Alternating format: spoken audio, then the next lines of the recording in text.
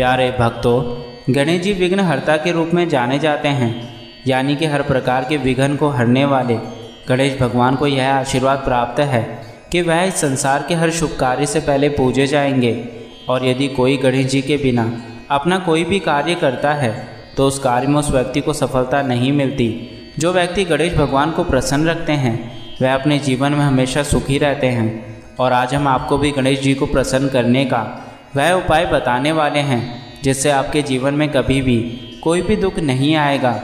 बस आज आपको गणेश जी के एक छोटे से मंत्र का जाप करना है, जो मंत्र बहुत छोटा है, लेकिन यह मंत्र इतना शक्तिशाली है कि आपको रातों रात करोड़पति बना सकता है। इस मंत्र को बस आपको 108 बार पूर्ण श्रद्धा के साथ जाप करना है। और यदि किसी कारण से इस मंत्र को जप नहीं कर सकते तो आप इस मंत्र को अपने मोबाइल में लगाकर 108 बार चलाएं। ध्यान रखना, यह मंत्र जितना अधिक आपके मोबाइल में चलेगा एवं इसकी ध्वनि आपके घर, दुकान, ऑफिस में रहेगी, उतना अधिक आपको इस मंत्र से लाभ मिलेगा। तो चलिए इस मंत्र की शुरुआत करते हैं। समस्तं कार्यं सदा सिद्ध्यन्तु विघ्नास्तु समाप्यताम्। समस्तं कार्यं सदा सिद्ध्यन्तु विघ्नास्तु समाप्यताम्। समस्तं कार्यं सदा सिद्ध्यन्तु विघ्नास्तु समाप्यताम्। समस्तं कार्यं सदा सिद्ध्यन्तु विघ्नास्तु समाप्यताम्। समस्तं कार्यं सदा सिद्ध्यन्तु विघ्नास्तु समाप्यताम्। समस्तं कार्यं सदा सिद्ध्यन्तु विघ्नास्तु समाप्यताम्। समस्तं कार्यं सदा सिद्ध्यन्तु विघ्नास्तु समाप्यताम्। समस्तं कार्यं सदा सिद्ध्यन्तु विघ्नास्तु समाप्यताम्। समस्तं कार्यं सदा सिद्ध्यन्तु विघ्नास्तु समाप्यताम्। समस्तं कार्यं सदा सिद्ध्यन्तु विघ्नास्तु समाप्यताम्। समस्तं कार्यं सदा सिद्ध्यन्तु विघ्नास्तु समाप्यताम्। समस्तं कार्यं सदा सिद्ध्यन्तु विघ्नास्तु समाप्यताम्। समस्तं कार्यं सदा सिद्ध्यन्तु विघ्नास्तु समाप्यताम्। समस्तं कार्यं सदा सिद्ध्यन्तु विघ्नास्तु समाप्यताम्। समस्तं कार्यं सदा सिद्ध्यन्तु विघ्नास्तु समाप्यताम्। समस्तं कार्यं सदा सिद्ध्यन्तु विघ्नास्तु समाप्यताम्। समस्तं कार्यं सदा सिद्ध्यन्तु विघ्नास्तु समाप्यताम्। समस्तं कार्यं सदा सिद्ध्यन्तु विघ्नास्तु समाप्यताम्। समस्तं कार्यं सदा सिद्ध्यन्तु विघ्नास्तु समाप्यताम्। समस्तं कार्यं सदा सिद्ध्यन्तु विघ्नास्तु समाप्यताम्। समस्तं कार्यं सदा सिद्ध्यन्तु विघ्नास्तु समाप्यताम्। समस्तं कार्यं सदा सिद्ध्यन्तु विघ्नास्तु समाप्यताम्। समस्तं कार्यं सदा सिद्ध्यन्तु विघ्नास्तु समाप्यताम्। समस्तं कार्यं सदा सिद्ध्यन्तु विघ्नास्तु समाप्यताम्। समस्तं कार्यं सदा सिद्ध्यन्तु विघ्नास्तु समाप्यताम्। समस्तं कार्यं सदा सिद्ध्यन्तु विघ्नास्तु समाप्यताम्। समस्तं कार्यं सदा सिद्ध्यन्तु विघ्नास्तु समाप्यताम्। समस्तं कार्यं सदा सिद्ध्यन्तु विघ्नास्तु समाप्यताम्। समस्तं कार्यं सदा सिद्ध्यन्तु विघ्नास्तु समाप्यताम्। समस्तं कार्यं सदा सिद्ध्यन्तु विघ्नास्तु समाप्यताम्। समस्तं कार्यं सदा सिद्ध्यन्तु विघ्नास्तु समाप्यताम्। समस्तं कार्यं सदा सिद्ध्यन्तु विघ्नास्तु समाप्यताम्। समस्तं कार्यं सदा सिद्ध्यन्तु विघ्नास्तु समाप्यताम्। समस्तं कार्यं सदा सिद्ध्यन्तु विघ्नास्तु समाप्यताम्। समस्तं कार्यं सदा सिद्ध्यन्तु विघ्नास्तु समाप्यताम्। समस्तं कार्यं सदा सिद्ध्यन्तु विघ्नास्तु समाप्यताम्। समस्तं कार्यं सदा सिद्ध्यन्तु विघ्नास्तु समाप्यताम्। समस्तं कार्यं सदा सिद्ध्यन्तु विघ्नास्तु समाप्यताम्। समस्तं कार्यं सदा सिद्ध्यन्तु विघ्नास्तु समाप्यताम्। समस्तं कार्यं सदा सिद्ध्यन्तु विघ्नास्तु समाप्यताम्। समस्तं कार्यं सदा सिद्ध्यन्तु विघ्नास्तु समाप्यताम्। समस्तं कार्यं सदा सिद्ध्यन्तु विघ्नास्तु समाप्यताम्। समस्तं कार्यं सदा सिद्ध्यन्तु विघ्नास्तु समाप्यताम्। समस्तं कार्यं सदा सिद्ध्यन्तु विघ्नास्तु समाप्यताम्। समस्तं कार्यं सदा सिद्ध्यन्तु विघ्नास्तु समाप्यताम्। समस्तं कार्यं सदा सिद्ध्यन्तु विघ्नास्तु समाप्यताम्। समस्तं कार्यं सदा सिद्ध्यन्तु विघ्नास्तु समाप्यताम्। समस्तं कार्यं सदा सिद्ध्यन्तु विघ्नास्तु समाप्यताम्।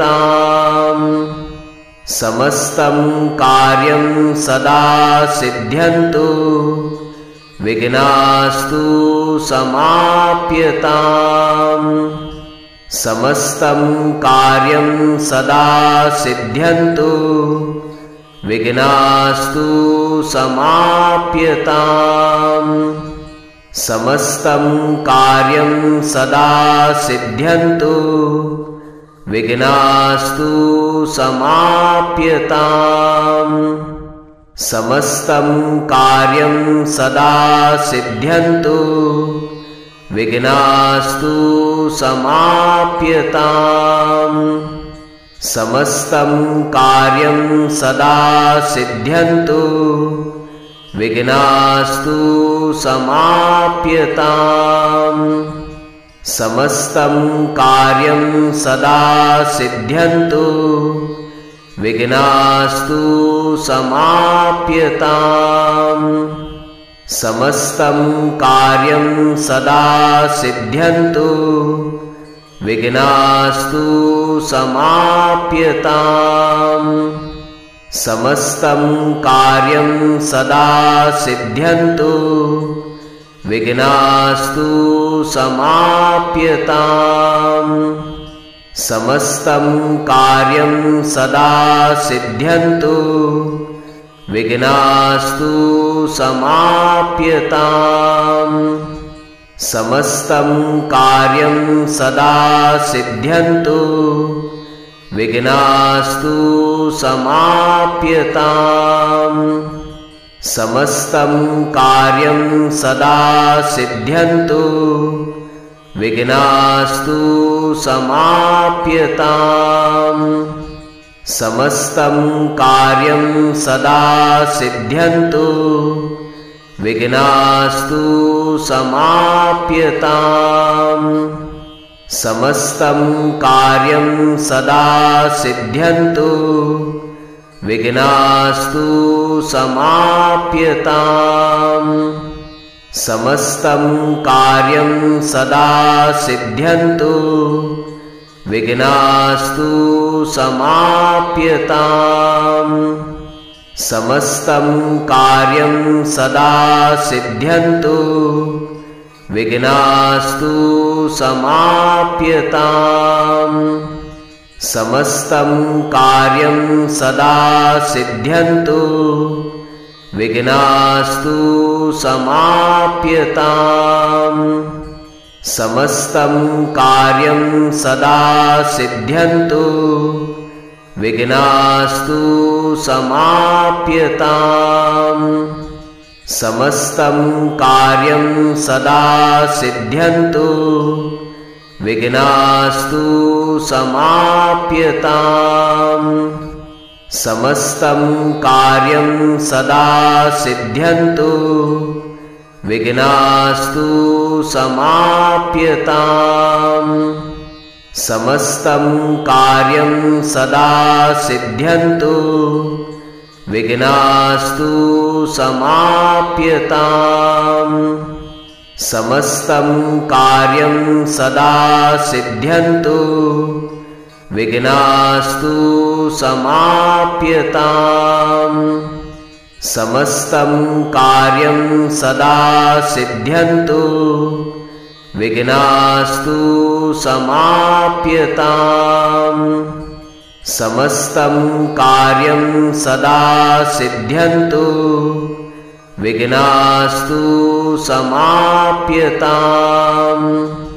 समस्तं कार्यं सदा सिद्ध्यन्तु विघ्नास्तु समाप्यताम्। समस्तं कार्यं सदा सिद्ध्यन्तु विघ्नास्तु समाप्यताम्। समस्तं कार्यं सदा सिद्ध्यन्तु विघ्नास्तु समाप्यताम्। समस्तं कार्यं सदा सिद्ध्यन्तु विघ्नास्तु समाप्यताम्। समस्तं कार्यं सदा सिद्ध्यन्तु विघ्नास्तु समाप्यताम्। समस्तं कार्यं सदा सिद्ध्यन्तु विघ्नास्तु समाप्यताम्। समस्तं कार्यं सदा सिद्ध्यन्तु विघ्नास्तु समाप्यताम्। समस्तं कार्यं सदा सिद्ध्यन्तु विघ्नास्तु समाप्यताम्। समस्तं कार्यं सदा सिद्ध्यन्तु विघ्नास्तु समाप्यताम्। समस्तं कार्यं सदा सिद्ध्यन्तु विघ्नास्तु समाप्यताम्। समस्तं कार्यं सदा सिद्ध्यन्तु विघ्नास्तु समाप्यताम्। समस्तं कार्यं सदा सिद्ध्यन्तु विघ्नास्तु समाप्यताम्। समस्तं कार्यं सदा सिद्ध्यन्तु विघ्नास्तु समाप्यताम्। समस्तं कार्यं सदा सिद्ध्यन्तु विघ्नास्तु समाप्यताम्। समस्तं कार्यं सदा सिद्ध्यन्तु विघ्नास्तु समाप्यताम्। समस्तं कार्यं सदा सिद्ध्यन्तु विघ्नास्तु समाप्यताम्। समस्तं कार्यं सदा सिद्ध्यन्तु विघ्नास्तु समाप्यताम्। समस्तं कार्यं सदा सिद्ध्यन्तु विघ्नास्तु समाप्यताम्। समस्तं कार्यं सदा सिद्ध्यन्तु विघ्नास्तु समाप्यताम्। समस्तं कार्यं सदा सिद्ध्यन्तु विघ्नास्तु समाप्यताम्। समस्तं कार्यं सदा सिद्ध्यन्तु विघ्नास्तु समाप्यताम्। समस्तं कार्यं सदा सिद्ध्यन्तु विघ्नास्तु समाप्यताम्। समस्तं कार्यं सदा सिद्ध्यन्तु विघ्नास्तु समाप्यताम्। समस्तं कार्यं सदा सिद्ध्यन्तु विघ्नास्तु समाप्यताम्। समस्तं कार्यं सदा सिद्ध्यन्तु विघ्नास्तु समाप्यताम्। समस्तं कार्यं सदा सिद्ध्यन्तु विघ्नास्तु समाप्यताम्। समस्तं कार्यं सदा सिद्ध्यन्तु विघ्नास्तु समाप्यताम्। समस्तं कार्यं सदा सिद्ध्यन्तु विघ्नास्तु समाप्यताम्। समस्तं कार्यं सदा सिद्ध्यन्तु विघ्नास्तु समाप्यताम्। समस्तं कार्यं सदा सिद्ध्यन्तु विघ्नास्तु समाप्यताम्। समस्तं कार्यं सदा सिद्ध्यन्तु विघ्नास्तु समाप्यताम्। समस्तं कार्यं सदा सिद्ध्यन्तु विघ्नास्तु समाप्यताम्। समस्तं कार्यं सदा सिद्ध्यन्तु विघ्नास्तु समाप्यताम्। समस्तं कार्यं सदा सिद्ध्यन्तु विघ्नास्तु समाप्यताम्। समस्तं कार्यं सदा सिद्ध्यन्तु विघ्नास्तु समाप्यताम्। समस्तं कार्यं सदा सिद्ध्यन्तु विघ्नास्तु समाप्यताम्। समस्तं कार्यं सदा सिद्ध्यन्तु विघ्नास्तु समाप्यताम्। समस्तं कार्यं सदा सिद्ध्यन्तु विघ्नास्तु समाप्यताम्। समस्तं कार्यं सदा सिद्ध्यन्तु विघ्नास्तु समाप्यताम्। समस्तं कार्यं सदा सिद्ध्यन्तु विघ्नास्तु समाप्यताम्। समस्तं कार्यं सदा सिद्ध्यन्तु विघ्नास्तु समाप्यताम्। समस्तं कार्यं सदा सिद्ध्यन्तु विघ्नास्तु समाप्यताम्। समस्तं कार्यं सदा सिद्ध्यन्तु विघ्नास्तु समाप्यताम्। समस्तं कार्यं सदा सिद्ध्यन्तु विघ्नास्तु समाप्यताम्। समस्तं कार्यं सदा सिद्ध्यन्तु विघ्नास्तु समाप्यताम्। समस्तं कार्यं सदा सिद्ध्यन्तु विघ्नास्तु समाप्यताम्। समस्तं कार्यं सदा सिद्ध्यन्तु विघ्नास्तु समाप्यताम्। समस्तं कार्यं सदा सिद्ध्यन्तु विघ्नास्तु समाप्यताम्। समस्तं कार्यं सदा सिद्ध्यन्तु विघ्नास्तु समाप्यताम्। समस्तं कार्यं सदा सिद्ध्यन्तु विघ्नास्तु समाप्यताम्। समस्तं कार्यं सदा सिद्ध्यन्तु विघ्नास्तु समाप्यताम्। समस्तं कार्यं सदा सिद्ध्यन्तु विघ्नास्तु समाप्यताम्। समस्तं कार्यं सदा सिद्ध्यन्तु विघ्नास्तु समाप्यताम्। समस्तं कार्यं सदा सिद्ध्यन्तु विघ्नास्तु समाप्यताम्।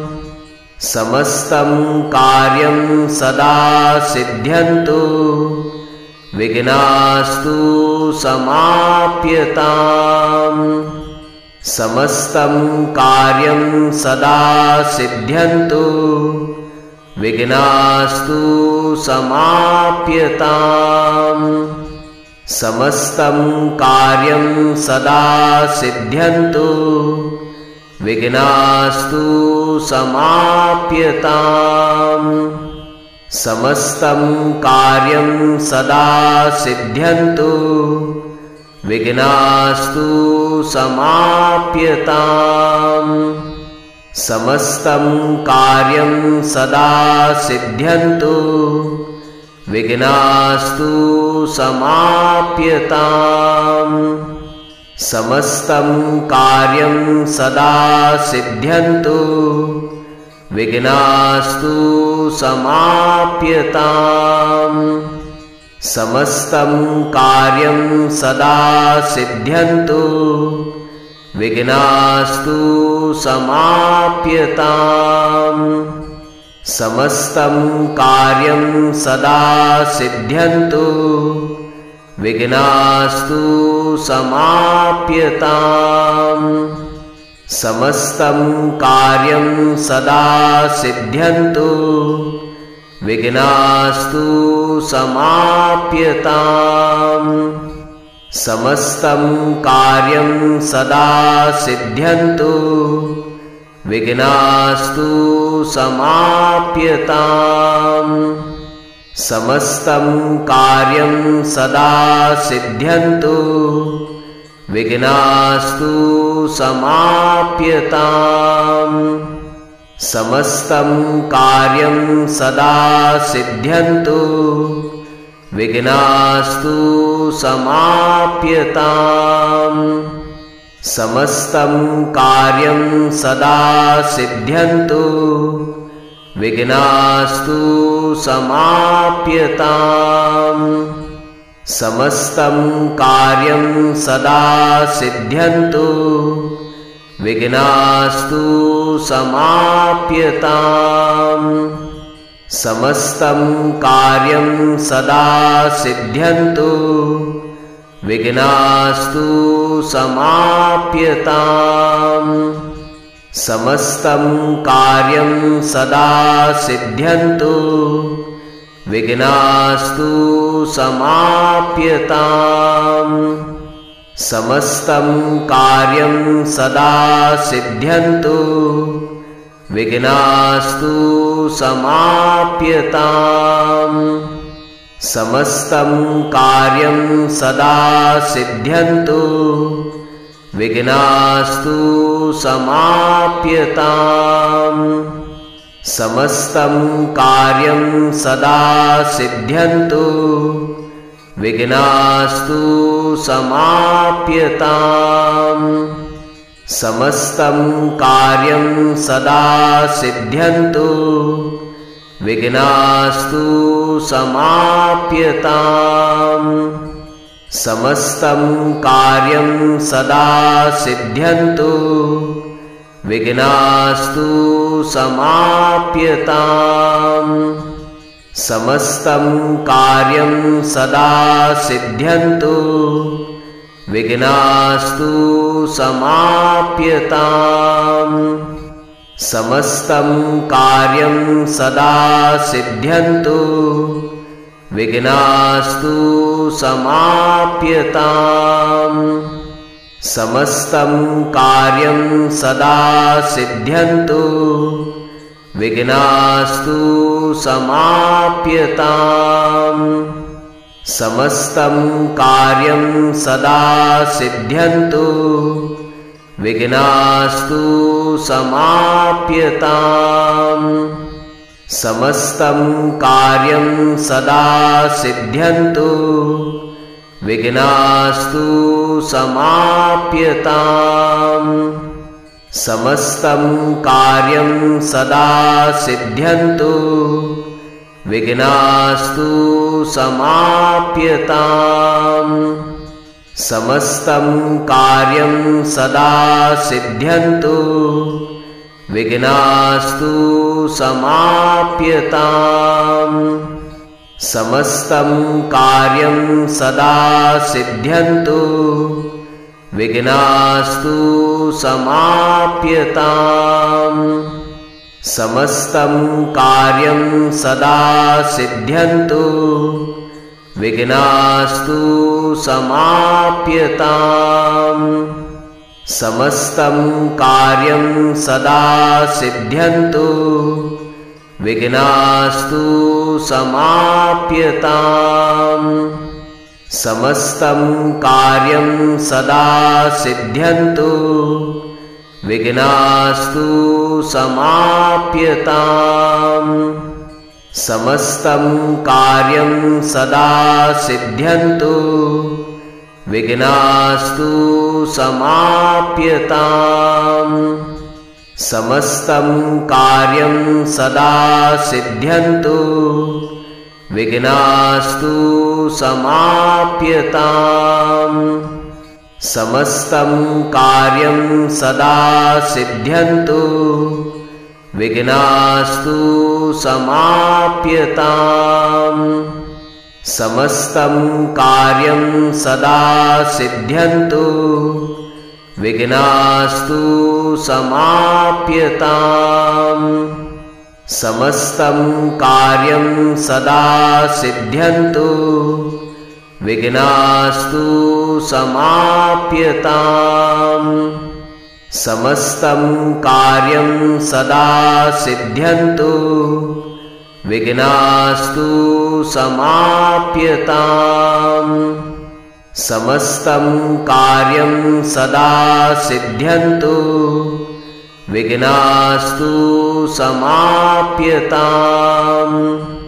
समस्तं कार्यं सदा सिद्ध्यन्तु विघ्नास्तु समाप्यताम्।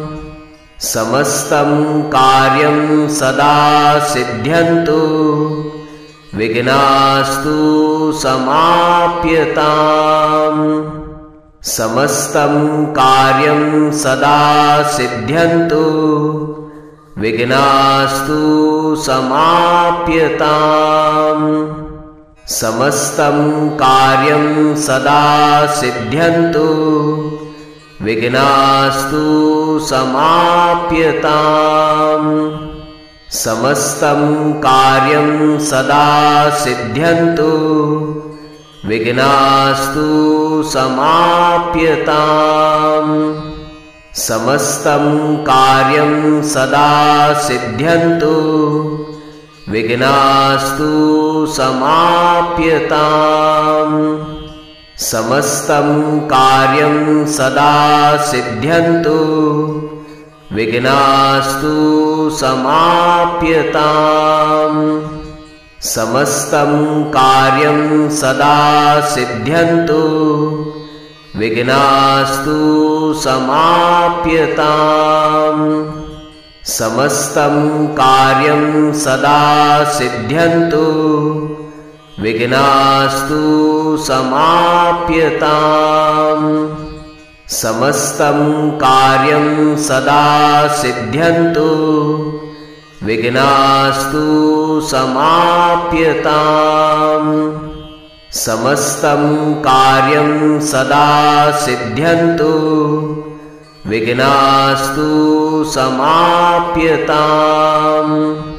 समस्तं कार्यं सदा सिद्ध्यन्तु विघ्नास्तु समाप्यताम्। समस्तं कार्यं सदा सिद्ध्यन्तु विघ्नास्तु समाप्यताम्। समस्तं कार्यं सदा सिद्ध्यन्तु विघ्नास्तु समाप्यताम्। समस्तं कार्यं सदा सिद्ध्यन्तु विघ्नास्तु समाप्यताम्। समस्तं कार्यं सदा सिद्ध्यन्तु विघ्नास्तु समाप्यताम्। समस्तं कार्यं सदा सिद्ध्यन्तु विघ्नास्तु समाप्यताम्। समस्तं कार्यं सदा सिद्ध्यन्तु विघ्नास्तु समाप्यताम्। समस्तं कार्यं सदा सिद्ध्यन्तु विघ्नास्तु समाप्यताम्। समस्तं कार्यं सदा सिद्ध्यन्तु विघ्नास्तु समाप्यताम्। समस्तं कार्यं सदा सिद्ध्यन्तु विघ्नास्तु समाप्यताम्। समस्तं कार्यं सदा सिद्ध्यन्तु विघ्नास्तु समाप्यताम्। समस्तं कार्यं सदा सिद्ध्यन्तु विघ्नास्तु समाप्यताम्। समस्तं कार्यं सदा सिद्ध्यन्तु विघ्नास्तु समाप्यताम्। समस्तं कार्यं सदा सिद्ध्यन्तु विघ्नास्तु समाप्यताम्। समस्तं कार्यं सदा सिद्ध्यन्तु विघ्नास्तु समाप्यताम्। समस्तं कार्यं सदा सिद्ध्यन्तु विघ्नास्तु समाप्यताम्। समस्तं कार्यं सदा सिद्ध्यन्तु विघ्नास्तु समाप्यताम्। समस्तं कार्यं सदा सिद्ध्यन्तु विघ्नास्तु समाप्यताम्। समस्तं कार्यं सदा सिद्ध्यन्तु विघ्नास्तु समाप्यताम्। समस्तं कार्यं सदा सिद्ध्यन्तु विघ्नास्तु समाप्यताम्। समस्तं कार्यं सदा सिद्ध्यन्तु विघ्नास्तु समाप्यताम्। समस्तं कार्यं सदा सिद्ध्यन्तु विघ्नास्तु समाप्यताम्। समस्तं कार्यं सदा सिद्ध्यन्तु विघ्नास्तु समाप्यताम्। समस्तं कार्यं सदा सिद्ध्यन्तु विघ्नास्तु समाप्यताम्। समस्तं कार्यं सदा सिद्ध्यन्तु विघ्नास्तु समाप्यताम्। समस्तं कार्यं सदा सिद्ध्यन्तु विघ्नास्तु समाप्यताम्। समस्तं कार्यं सदा सिद्ध्यन्तु विघ्नास्तु समाप्यताम्। समस्तं कार्यं सदा सिद्ध्यन्तु विघ्नास्तु समाप्यताम्। समस्तं कार्यं सदा सिद्ध्यन्तु विघ्नास्तु समाप्यताम्। समस्तं कार्यं सदा सिद्ध्यन्तु विघ्नास्तु समाप्यताम्। समस्तं कार्यं सदा सिद्ध्यन्तु विघ्नास्तु समाप्यताम्। समस्तं कार्यं सदा सिद्ध्यन्तु विघ्नास्तु समाप्यताम्। समस्तं कार्यं सदा सिद्ध्यन्तु विघ्नास्तु समाप्यताम्।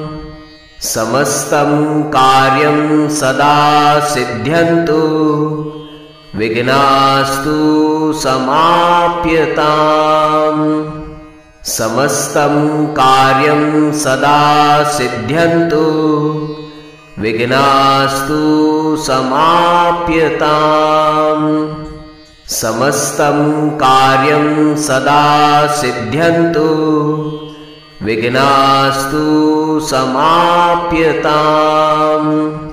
समस्तं कार्यं सदा सिद्ध्यन्तु विघ्नास्तु समाप्यताम्। समस्तं कार्यं सदा सिद्ध्यन्तु विघ्नास्तु समाप्यताम्। समस्तं कार्यं सदा सिद्ध्यन्तु विघ्नास्तु समाप्यताम्। समस्तं कार्यं सदा सिद्ध्यन्तु विघ्नास्तु समाप्यताम्। समस्तं कार्यं सदा सिद्ध्यन्तु विघ्नास्तु समाप्यताम्। समस्तं कार्यं सदा सिद्ध्यन्तु विघ्नास्तु समाप्यताम्। समस्तं कार्यं सदा सिद्ध्यन्तु विघ्नास्तु समाप्यताम्। समस्तं कार्यं सदा सिद्ध्यन्तु विघ्नास्तु समाप्यताम्। समस्तं कार्यं सदा सिद्ध्यन्तु विघ्नास्तु समाप्यताम्। समस्तं कार्यं सदा सिद्ध्यन्तु विघ्नास्तु समाप्यताम्। समस्तं कार्यं सदा सिद्ध्यन्तु विघ्नास्तु समाप्यताम्। समस्तं कार्यं सदा सिद्ध्यन्तु विघ्नास्तु समाप्यताम्। समस्तं कार्यं सदा सिद्ध्यन्तु विघ्नास्तु समाप्यताम्। समस्तं कार्यं सदा सिद्ध्यन्तु विघ्नास्तु समाप्यताम्। समस्तं कार्यं सदा सिद्ध्यन्तु विघ्नास्तु समाप्यताम्। समस्तं कार्यं सदा सिद्ध्यन्तु विघ्नास्तु समाप्यताम्। समस्तं कार्यं सदा सिद्ध्यन्तु विघ्नास्तु समाप्यताम्। समस्तं कार्यं सदा सिद्ध्यन्तु विघ्नास्तु समाप्यताम्। समस्तं कार्यं सदा सिद्ध्यन्तु विघ्नास्तु समाप्यताम्। समस्तं कार्यं सदा सिद्ध्यन्तु विघ्नास्तु समाप्यताम्। समस्तं कार्यं सदा सिद्ध्यन्तु विघ्नास्तु समाप्यताम्। समस्तं कार्यं सदा सिद्ध्यन्तु विघ्नास्तु समाप्यताम्। समस्तं कार्यं सदा सिद्ध्यन्तु विघ्नास्तु समाप्यताम्। समस्तं कार्यं सदा सिद्ध्यन्तु विघ्नास्तु समाप्यताम्। समस्तं कार्यं सदा सिद्ध्यन्तु विघ्नास्तु समाप्यताम्। समस्तं कार्यं सदा सिद्ध्यन्तु विघ्नास्तु समाप्यताम्। समस्तं कार्यं सदा सिद्ध्यन्तु विघ्नास्तु समाप्यताम्। समस्तं कार्यं सदा सिद्ध्यन्तु विघ्नास्तु समाप्यताम्। समस्तं कार्यं सदा सिद्ध्यन्तु विघ्नास्तु समाप्यताम्। समस्तं कार्यं सदा सिद्ध्यन्तु विघ्नास्तु समाप्यताम्। समस्तं कार्यं सदा सिद्ध्यन्तु विघ्नास्तु समाप्यताम्। समस्तं कार्यं सदा सिद्ध्यन्तु विघ्नास्तु समाप्यताम्। समस्तं कार्यं सदा सिद्ध्यन्तु विघ्नास्तु समाप्यताम्। समस्तं कार्यं सदा सिद्ध्यन्तु विघ्नास्तु समाप्यताम्। समस्तं कार्यं सदा सिद्ध्यन्तु विघ्नास्तु समाप्यताम्। समस्तं कार्यं सदा सिद्ध्यन्तु विघ्नास्तु समाप्यताम्। समस्तं कार्यं सदा सिद्ध्यन्तु विघ्नास्तु समाप्यताम्। समस्तं कार्यं सदा सिद्ध्यन्तु विघ्नास्तु समाप्यताम्। समस्तं कार्यं सदा सिद्ध्यन्तु विघ्नास्तु समाप्यताम्। समस्तं कार्यं सदा सिद्ध्यन्तु विघ्नास्तु समाप्यताम्। समस्तं कार्यं सदा सिद्ध्यन्तु विघ्नास्तु समाप्यताम्। समस्तं कार्यं सदा सिद्ध्यन्तु विघ्नास्तु समाप्यताम्। समस्तं कार्यं सदा सिद्ध्यन्तु विघ्नास्तु समाप्यताम्। समस्तं कार्यं सदा सिद्ध्यन्तु विघ्नास्तु समाप्यताम्। समस्तं कार्यं सदा सिद्ध्यन्तु विघ्नास्तु समाप्यताम्। समस्तं कार्यं सदा सिद्ध्यन्तु विघ्नास्तु समाप्यताम्।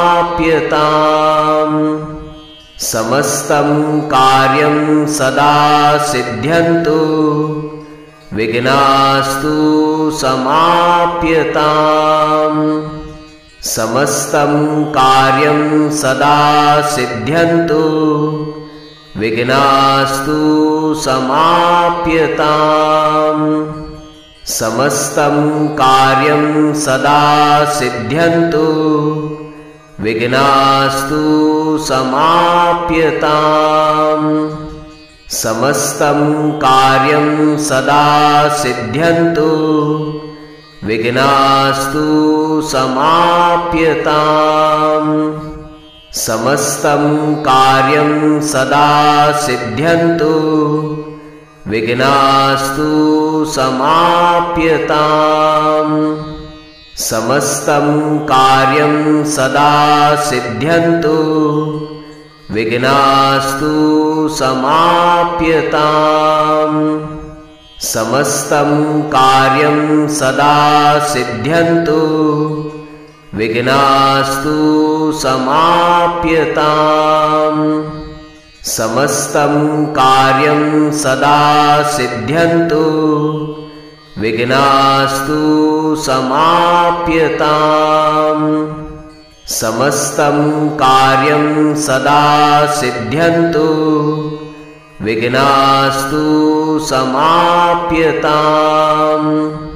समस्तं कार्यं सदा सिद्ध्यन्तु विघ्नास्तु समाप्यताम्। समस्तं कार्यं सदा सिद्ध्यन्तु विघ्नास्तु समाप्यताम्। समस्तं कार्यं सदा सिद्ध्यन्तु विघ्नास्तु समाप्यताम्। समस्तं कार्यं सदा सिद्ध्यन्तु विघ्नास्तु समाप्यताम्। समस्तं कार्यं सदा सिद्ध्यन्तु विघ्नास्तु समाप्यताम्। समस्तं कार्यं सदा सिद्ध्यन्तु विघ्नास्तु समाप्यताम्। समस्तं कार्यं सदा सिद्ध्यन्तु विघ्नास्तु समाप्यताम्। समस्तं कार्यं सदा सिद्ध्यन्तु विघ्नास्तु समाप्यताम्। समस्तं कार्यं सदा सिद्ध्यन्तु विघ्नास्तु समाप्यताम्। समस्तं कार्यं सदा सिद्ध्यन्तु विघ्नास्तु समाप्यताम्। समस्तं कार्यं सदा सिद्ध्यन्तु विघ्नास्तु समाप्यताम्। समस्तं कार्यं सदा सिद्ध्यन्तु विघ्नास्तु समाप्यताम्। समस्तं कार्यं सदा सिद्ध्यन्तु विघ्नास्तु समाप्यताम्। समस्तं कार्यं सदा सिद्ध्यन्तु विघ्नास्तु समाप्यताम्। समस्तं कार्यं सदा सिद्ध्यन्तु विघ्नास्तु समाप्यताम्। समस्तं कार्यं सदा सिद्ध्यन्तु विघ्नास्तु समाप्यताम्। समस्तं कार्यं सदा सिद्ध्यन्तु विघ्नास्तु समाप्यताम्। समस्तं कार्यं सदा सिद्ध्यन्तु विघ्नास्तु समाप्यताम्। समस्तं कार्यं सदा सिद्ध्यन्तु विघ्नास्तु समाप्यताम्। समस्तं कार्यं सदा सिद्ध्यन्तु विघ्नास्तु समाप्यताम्। समस्तं कार्यं सदा सिद्ध्यन्तु विघ्नास्तु समाप्यताम्। समस्तं कार्यं सदा सिद्ध्यन्तु विघ्नास्तु समाप्यताम्। समस्तं कार्यं सदा सिद्ध्यन्तु विघ्नास्तु समाप्यताम्। समस्तं कार्यं सदा सिद्ध्यन्तु विघ्नास्तु समाप्यताम्। समस्तं कार्यं सदा सिद्ध्यन्तु विघ्नास्तु समाप्यताम्। समस्तं कार्यं सदा सिद्ध्यन्तु विघ्नास्तु समाप्यताम्। समस्तं कार्यं सदा सिद्ध्यन्तु विघ्नास्तु समाप्यताम्। समस्तं कार्यं सदा सिद्ध्यन्तु विघ्नास्तु समाप्यताम्। समस्तं कार्यं सदा सिद्ध्यन्तु विघ्नास्तु समाप्यताम्। समस्तं कार्यं सदा सिद्ध्यन्तु विघ्नास्तु समाप्यताम्। समस्तं कार्यं सदा सिद्ध्यन्तु विघ्नास्तु समाप्यताम्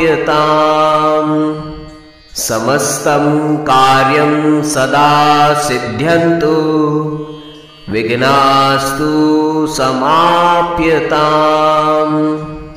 समस्तं कार्यं सदा सिद्ध्यन्तु विघ्नास्तु समाप्यताम्